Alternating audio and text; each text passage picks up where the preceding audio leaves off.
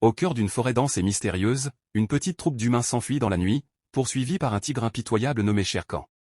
La mère serre son bébé contre sa poitrine, tirant sur les pans de sa tenue pour accélérer sa course, tandis que le père, épuisé, ne peut échapper au croc du fauve qui l'abat sans pitié. Après ce drame, une panthère nommée Bagheera repère le nourrisson abandonné au sol et perçoit la présence menaçante de Shere Khan non loin. Elle attrape l'enfant et l'emporte pour le mettre à l'abri. De son perchoir élevé, un serpent géant appelé Kaa suit la scène de loin, observant Bagheera déposer le petit dans l'antre des loups, convaincu que ses gardiens de la meute offriront une protection sûre. Un louveteau curieux s'avance vers l'enfant, mais recule, surpris par ce visiteur inattendu. Vian, un loup imposant, arrive pour évaluer la situation et s'étonne de voir le bébé si calme face à eux. Avec sa compagne Nisha, ils débattent du destin de cet être vulnérable. Soudain, une hyène rusée nommée Tabaki émerge, attirée par le parfum humain, et tente de s'emparer du petit pour le dévorer. Vian et Nisha le défendent farouchement, repoussant l'intruse qui s'enfuit en jurant d'alerter Shere Khan sur cette découverte.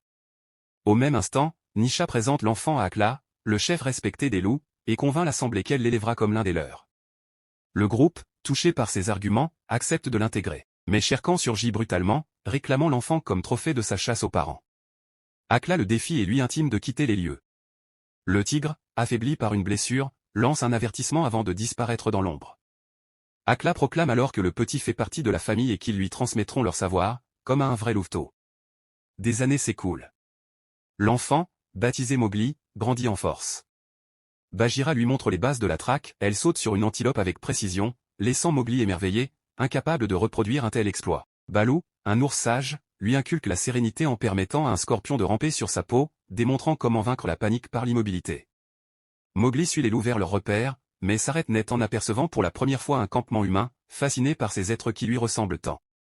Il croise Boo, un loup atypique, et ils tissent un lien solide, partageant des jeux jusqu'à l'entrée de la grotte. À l'arrivée, Mowgli salue Nisha comme une mère, tandis que Boo subit les railleries des autres pour sa singularité, Nisha met fin aux moqueries d'un grognement autoritaire.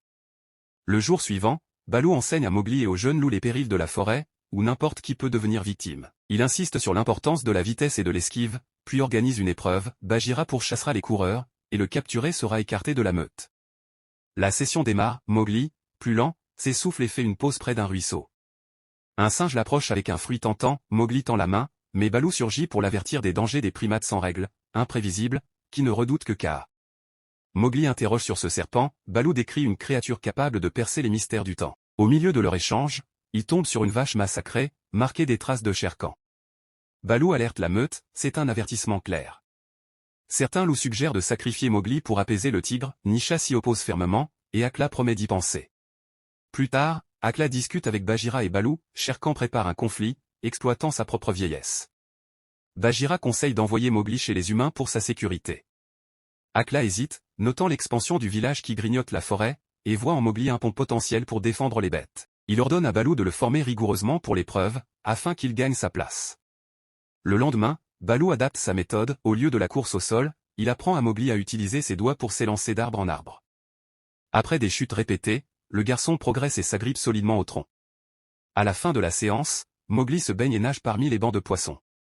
Shere Khan apparaît pour s'abreuver, Mowgli se cache sous l'eau, pied bloqué sous un rocher, retenant son air jusqu'au départ du prédateur, puis fuit. Le tigre le pourchasse, mais Mowgli glisse dans un piège humain.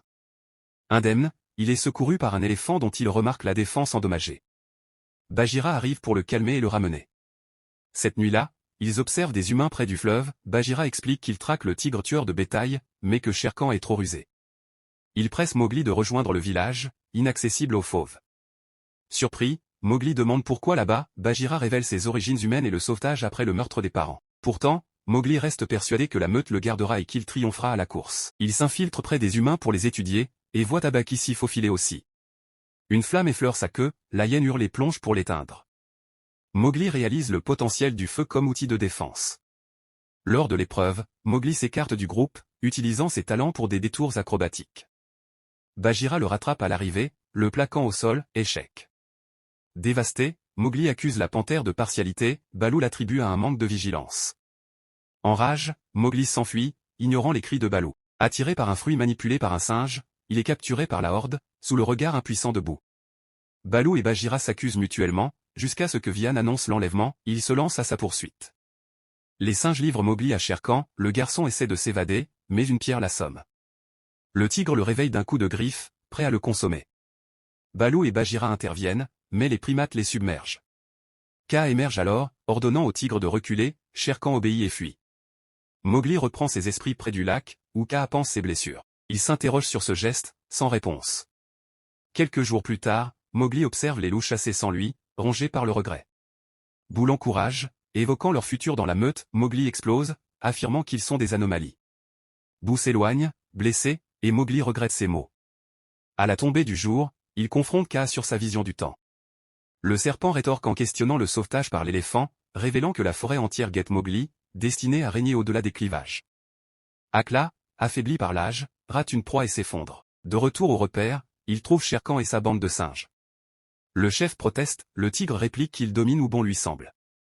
Voyant une autre vache abattue, Akla accuse Shere Khan d'attirer la vengeance humaine sur tous. Le tigre riposte que tout est la faute d'Akla, pour avoir accueilli un humain. Il raille sa faiblesse et invoque la règle, un chef défaillant peut être contesté en duel. Shere Khan attise la mutinerie, et les loups attaquent. Mowgli arrive et assiste au chaos, retenu par Baloo qui invoque les traditions. Akla triomphe de plusieurs, mais s'épuise, Mowgli perçoit le piège de Shere Khan et court chercher une torche au village. Il revient, disperse les assaillants avec les flammes et menace le tigre de combustion. Shere Khan bat en retraite. Mais Akla exile Mowgli pour avoir usé d'une arme humaine contre les siens.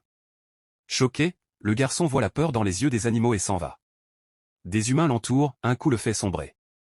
À son réveil, il est en cage, terrifié. John, son ravisseur, lui apporte un repas, Mowgli ignore comment s'y prendre. La nuit, Bagheera s'approche et explique que s'intégrer aux humains est sa voie, avec le temps. Mowgli proteste, la panthère partage son passé, captive chez les hommes, en cage pour leur amusement. Au début rebelle, il a gagné leur faveur par la ruse, et conseille la même approche. Le matin, John libère Mowgli, lui offre un couteau et lui montre comment trancher la viande. Il désigne sa cicatrice, un tigre m'a marqué. Mowgli réalise qu'il partage un adversaire commun. Mizu, une villageoise, le lave et l'habille de neuf. Peu à peu, Mowgli adopte leurs coutumes, explore le village, apprend le jet de lame avec John qui lui donne une lanière pour la porter. Les jeunes l'intègrent à leur jeu. Un loup messager apparaît, Shere Khan contrôle le repère, divisant la meute, les loyaux à Akla errent sans refuge. Il implore Mowgli de rallier les humains contre le tigre. Le garçon refuse, rappelant son abandon. Lors d'une fête, Mowgli savoure l'accueil. Plus tard, il entend John promettre de traquer Shere Khan. En aidant l'ivrogne à regagner sa hutte, Mowgli découvre des trophées, la tête de Boo. Dévasté, il pleure et manque de tuer John endormi, mais voit la défense de l'éléphant et conçoit un plan alternatif. Il la rend au pachyderme, promettant de désigner le coupable en échange d'aide contre Shere Khan. Puis, il sollicite Akla et les loups, le chef préfère la mort à la trahison des règles. Mowgli argue que les temps changent, mais Akla reste inflexible. Seul, le garçon se dirige vers une grande clairière et défie Shere Khan à voix haute. Le tigre répond. Mowgli appelle l'éléphant, un troupeau entier surgit. Furieux, Shere Khan charge, mais les géants le bloquent et protègent le garçon. Les humains, alertés par le bruit, arrivent au moment où Mowgli frappe le tigre d'un coup de lame. Shere Khan le renverse et le poursuit dans les hauteurs. Mowgli saute de cime en cime, comme enseigné par Baloo. Le fauve trébuche, un second coup porte. John vise de loin, Mowgli désigne l'éléphant comme responsable de sa défense brisée. Bagheera et les loups loyaux accourent.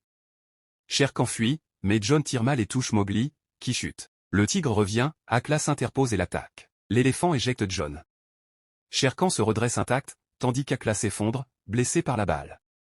Baloo, Bagheera et les loups forment un front, le tigre hésite. Mowgli rejoint Akla, qui s'excuse de ses doutes et murmure, « Prends ma place ». Galvanisé, Mowgli empoigne la lame. Pour la première fois, humains et bêtes s'unissent en cercle pour assister au dénouement.